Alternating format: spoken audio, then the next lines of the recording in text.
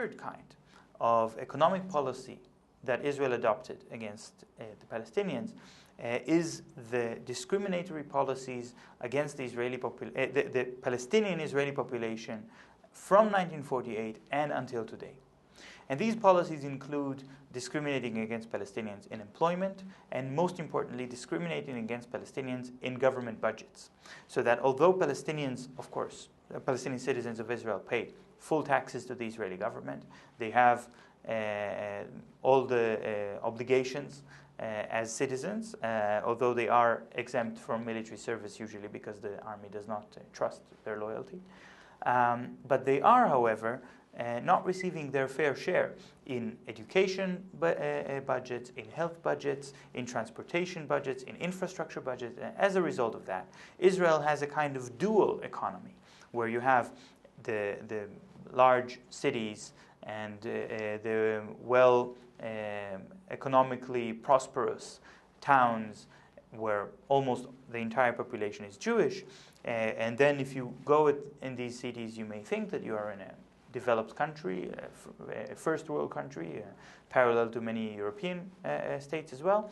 But if you go just a little bit further into the towns, villages, and cities where Palestinian citizens of Israel live, you get a sense that you're actually in a developing country, because suddenly the infrastructure is of inferior quality, and the schools are overcrowded, and the health clinics are simply insufficient to meet the needs of the population. That is clear discrimination.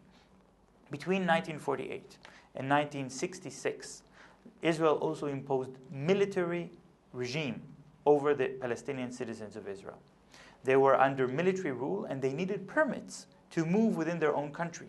So even though they were considered to be citizens of Israel, they were not treated as citizens of Israel. And they needed special permits just to move from one community to another. As such, they found it very difficult to engage in trade, to engage in commuting for workplaces, and they were, again, marginalized into niche economies where they had to create self-sustaining villages. As a result, they did not have economic development to match the economic development in the Jewish sectors of the Israeli economy, and that, of course, increases the inequality within the Israeli state, which continues until today, even after the military regime has long been lifted. The fourth kind of economic policy starts with the occupation of the West Bank and the Gaza Strip in 1967. Of course, Israel also occupied other pieces of land in the war of 1967, but the West Bank and the Gaza Strip are where the Palestinian population was living.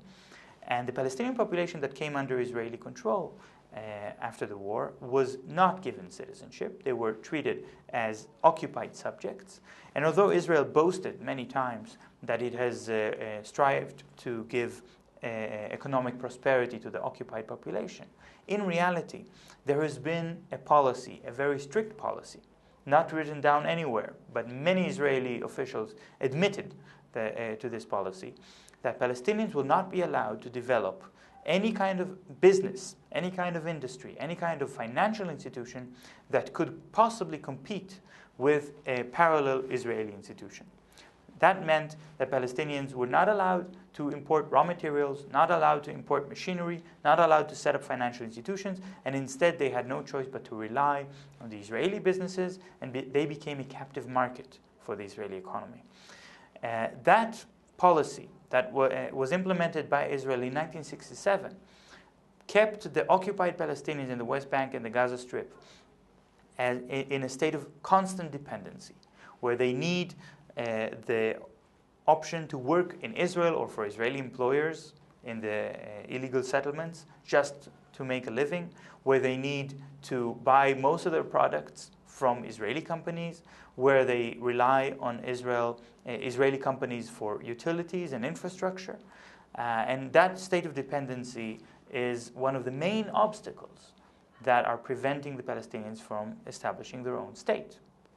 It should also be noted that this policy has not been officially lifted until today. And during the 90s, when the international community invested over $7 billion in development aid to the Palestinian population under occupation in an attempt to create jobs and to create economic development that would enable the Palestinians to forge a viable Palestinian state, well, that money was wasted because Israel undermined the development projects and sabotaged the development projects, prevented the raw materials and machinery from reaching its target, prevented workers from reaching the work site, and even in some cases bombed the work sites themselves with artillery in order to prevent the Palestinians from developing their own economic infrastructure that could indeed compete with the Israeli economy, and that was something that the Israeli government and the Israeli army were not willing to accept. The fifth and the last economic policy that was adopted by Israel towards the Palestinians has been the closure. The closure was adopted in the 1990s when Israel decided to move from a policy of exploitation of the Palestinian economy to a policy of separation. And the separation was an idea that Israel would somehow be able to shake responsibility for the occupied Palestinian population, ignore its obligations under international humanitarian law, and allow the international community to care for the occupied Palestinian population while still allowing Israelis to illegally build settlements in the occupied territories. And that policy has been comprised of several components. For example, the closure, which means that Palestinians are not allowed to move freely between the occupied territories and Israel. The internal closures, which means that Palestinians are actually prevented from moving between different areas of the occupied Palestinian territories. And the most important aspect of that is the impossibility of Palestinians to move between the West Bank and the Gaza Strip, except in very extreme situations. And the wall of separation, of course, which was declared by the International Court in The Hague as illegal and comprising of a war crime. The wall of separation is one of the processes by which the Israeli government tries to create a separation between the Jewish population and the Palestinian occupied population of the West Bank and the Gaza Strip.